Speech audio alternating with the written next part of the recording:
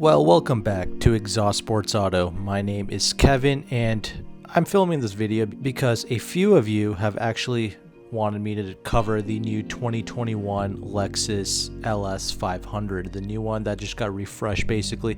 Will I get a chance to drive this car? Probably, but as of right now, since I haven't been presented with the opportunity yet, I thought I should just talk about the LS lineup as a whole and what's kind of happened to it. And actually, before we talk about that, I want to quickly give a shout out to, I can never say this guy's last name, but it's Kirk Kreffels. I can never say, I apologize, but I think you guys know who I'm talking about. There's a lot of Lexus freaks on my channel, so I'm positive that many of you watch Kirk's videos. So I'm actually doing this because I actually watched one of his videos talking about the LS, the lineup, the failure that happened with it, and kind of the sales. He did a way more intricate and better job than I can, so definitely check out his video. I'm going to link it down below and in the pinned comments as well. And I'll kind of address the entire LS lineup, but I'll also talk about this 2021 as well. So I guess I'll talk about that first. So I have actually driven every single iteration of the 2020 LS 500, the hybrid, the regular twin turbo V6, and the F Sport. Honestly, I personally do like the LS 500, particularly in the twin turbo F Sport trim. I actually genuinely did enjoy driving in that trim, but that is kind of weird though, like that I have to go up to an F Sport to like this vehicle.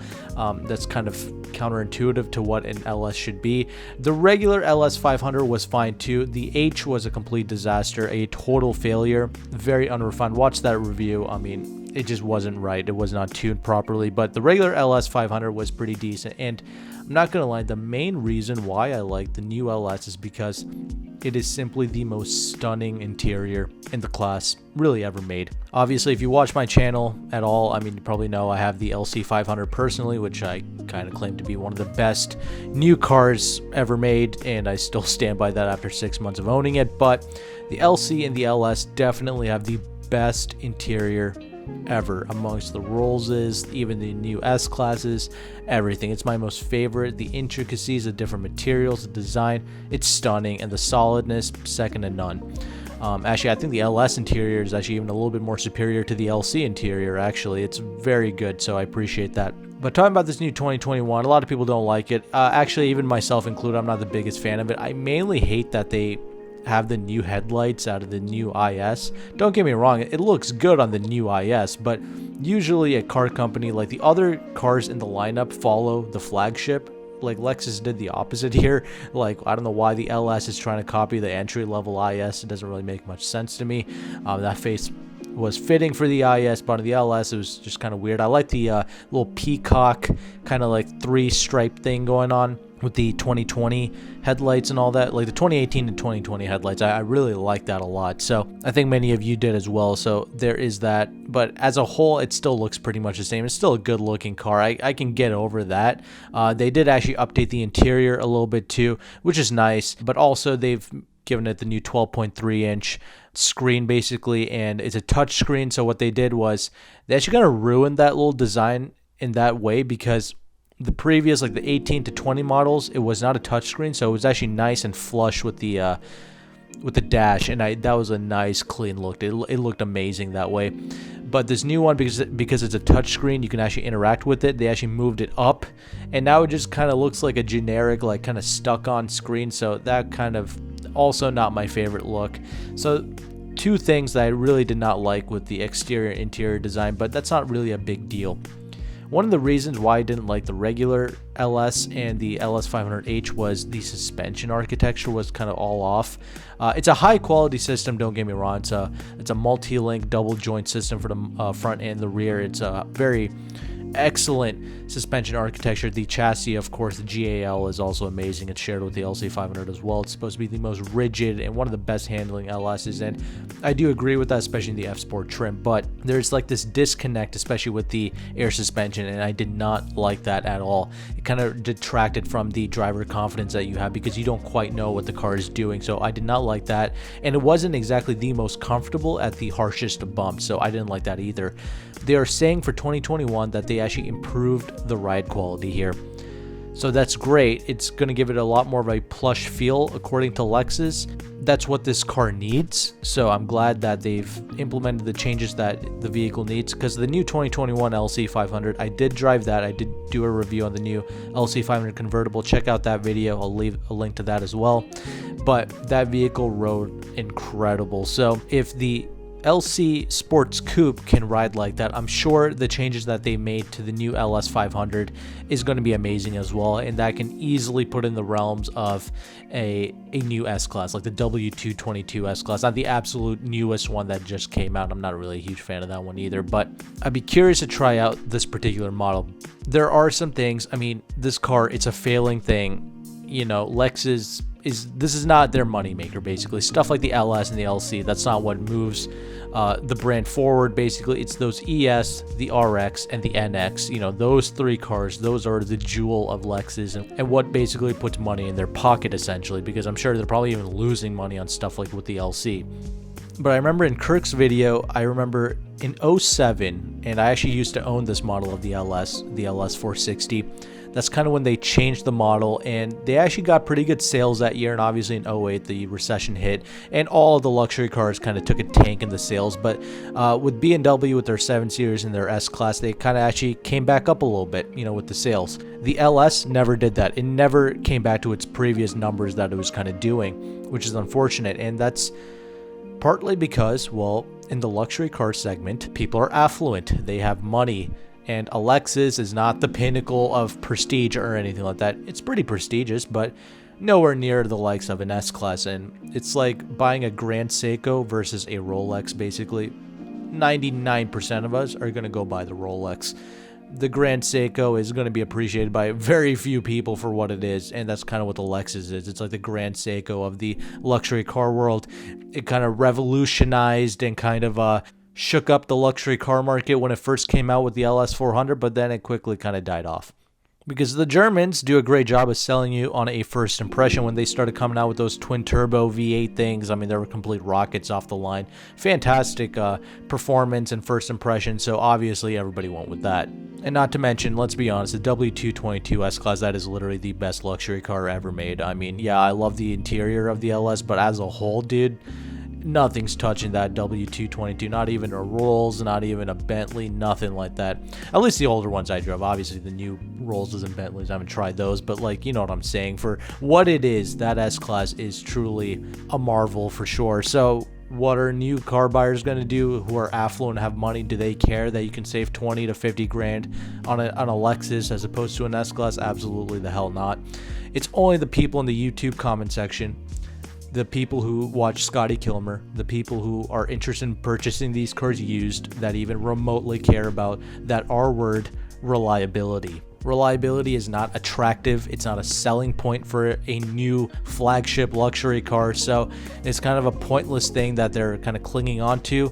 But for the used car market, it's pretty important. And because of that, you got a pretty good resale value. But to me, the things that make Lexus amazing is that interior. And honestly, I don't mind that twin turbo V6. But I do think that has also hurt the LS lineup. When they went to that, it's definitely not helping their cause. I mean, they should have kept some type of V8 as an option, kind of like how Genesis is doing. And oh, that's another thing, actually, the Genesis G90, dude, if you've never driven that thing, the G80 and the G90 absolutely takes a shit all over the Lexus lineup, and nobody knows about it, nobody cares. Hell, even I don't care. The G90 is one of the best cars on the planet. It is the closest thing to an S-Class that you can get to, but nobody wants it. Hell, I don't even want it. I would rather have an LS 500 F Sport than a new G90, I swear to you, because it's such a big baller car, that LS. It just looks amazing inside and out. But also, we got this new, like, you know, SUV trend, and actually, Kirk mentioned a pretty interesting statement. Like, they should have transformed the LS into like that kind of Lexus SUV concept. That would have been cool, but like, honestly, they need to keep the LS though. They need to keep it as a sedan, because that is one of the classic Lexus cars. The LS is what put Lexus on the map, so with the LS 400. So the Lexus LS needs to remain a flagship sedan for sure. I feel like you can't really mess with that, because that is one of their classic cars. I mean, what can they do to improve this? I mean, you're asking the wrong guy. I mean, or else I would have worked for the Lexus marketing team. What can they do? Honestly, It's prestige, man. It's really, that's what it comes down to, man. People want the Beamers and the Benzes. People don't work hard in life, amass huge sums of wealth to go buy a Lexus with the commoners. You know what I'm saying? Because that's kind of what it's seen as. People are going to go with those European cars. They want the pinnacle of what they claim or perceived to be perfection, driving dynamics, technology, all that crap. You know, that's what they want. They want gimmicks, they want toys, they want the nightclub lights, you know, flashing and giving you seizures. You know, that's what they want in their luxury sedans. That's people, you keep commenting that in my videos as well. Oh, I wish Lexus had the nightclub lights that the S-Class does. So people want gimmicks, they want toys, they want gadgets. Lexus is staying true to that Japanese kind of, you know, understated elegance and all that stuff, and that's great, and there's a market for that. It's a very small one, but, you know, even people like me, it's captivated me. I appreciate it. It's something I go back and forth with, you know, LS 500 F Sport or new S-Class, I don't know.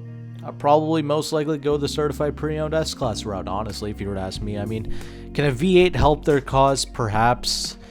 Could they go crazy and make a twin-turbo V8? Probably, but that would probably cost them about $150,000. And again, nobody wants to spend $150,000 on a Lexus. So, and with emissions, I'm sure another V8 LS is probably going to be impossible. The next LS is most likely going to be all electric. So that's another thing to keep in mind. And besides, Genesis with the G90, they have a 5-liter naturally aspirated V8, but nobody's clamoring to them. You see what I'm saying? That's not what is going to help them sell units. Because if we wanted a V8, we would all have a G90 in our driveway, but that's clearly not what's most important here. But I'm sure most people would retaliate with, oh, Lexus needs a V8, but clearly they don't, because that's not the thing that's helping them sell. Because that's not what's helping Genesis sell. Genesis can sell because they have a pretty decent price point, maybe not with the G90, but with the rest of their lineup. So it's interesting. People want luxury, and they'll accept luxury from a strange brand like Genesis if it's at the right price. So that's something to keep in mind. It's kind of messed up, man. I don't know what they can do with this LS. I mean, they could drop the price significantly even more to like make it be like a 60 grand car, but I don't think it's possible, man. That's a high quality car, so 60 grand would help that thing sell a lot more. But I think in this continuing age of brand whores and Gucci bags and, you know, brand names, I mean, it's hard for Lexus to continue to exist. I mean, the reason why the ES and the RX continue to do great is because they're priced great. 40 grand, 40 something thousand dollars will get you a high quality automobile. That's the other thing. The ES, the new one, you know, I talked about this with why the GS failed. I mean, the ES is cheaper, and the new one, the 2019s and up, they ride a lot like the LS. It just doesn't have the capability or the rear-wheel drive dynamics or the absolute speed, but as a plush luxury car experience for 40-something thousand dollars, that ES is amazing. And honestly, if all you want is pure comfort, it actually doesn't make a lot of sense to jump up to the LS, actually. So other than the size and the prestige of what the LS represents, it actually doesn't make a whole lot of sense. They do lease out pretty amazing. They lease out far cheaper than the German rivals, so I do appreciate that, and I do like that. That's going to help their cause too. So it's like, if you can get that thing for $700 to $800 a month, that's pretty spectacular for an LS 500, especially if you can get an F Sport for those prices. But that could be hard, you know, especially on an F Sport, but I don't know. The reason why it's failing, though, is definitely because nobody cares about reliability, especially not rich people, and they're just going to go get themselves a new S-Class or a 7 Series or an Audi. Prestige and brand whorism is huge here. So for Lexus to get their name up like those European countries, it's the same thing with watches. I mean, Seiko is just not going to have the same prestige as those Swatch companies, basically. You know what I'm saying? Those Swiss-made watches. So it's kind of the same thing with Lexus. I mean, they need to bring the prestige up, but that's easier said than done. I mean, I feel like they already have, and they've done a great job. It's Genesis that's kind of really struggling with that whole thing. They're really worthless. I mean, hell, even I just said it. I don't want a G90, and it's one of the best cars I've ever driven. So that's pretty crazy to say that, right? You let me know in the comment section. Since you're the Lexus freaks, you're the Lexus fans, you decide. You let me know in the comment section what you would do if you were in charge of Lexus. I'd be very curious to hear it. I mean, I'm sure most of you just say, bring up the reliability and bring back the V8. I'm sure that's going to be the majority of the comments, but I'll be happy to hear it anyway. Let me know. Thank you again for watching. Take care and goodbye.